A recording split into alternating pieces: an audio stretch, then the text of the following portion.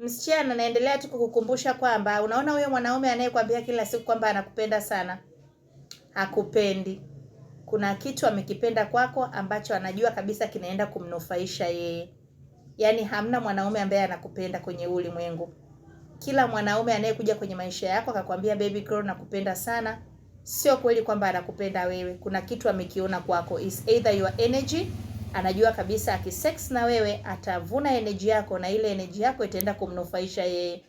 Au amekuona like you are very smart, like unaweza ukawa mama wa watoto wake, kwa hiyo akakuoa, lakini sio kwamba anakupenda, akakuoa tu kwamba aweze kupata hao watoto, na anaamini kabisa wewe ni mama mzuri kwa watoto wake. Kwa hiyo usije ukajidanganya kwamba kuna mwanaume anakupenda. Hakuna mwanaume anayekupenda.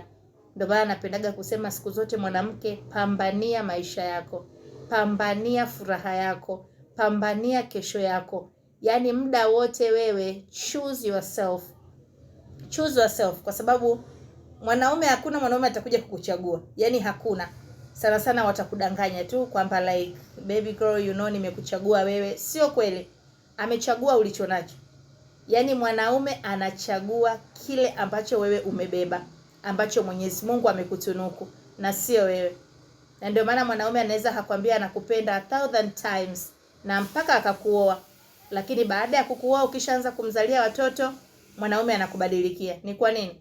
Ameshapata anachotaka, kwamba tayari umeshakuwa photocopy machine, unamproducea watoto. Kwa hiyo what next? Anakuonyesha his true color. Kwa hiyo ndivyo wanaume walivyo. Ni kwenye mahusiano, ameisha nyonya energy yako, anabadilika. Hakusupport tena, anaanza kusupport wanawake wengine. Kwa nini? Kaisha kunyonya energy, amekuacha kama kopo. So be very very careful.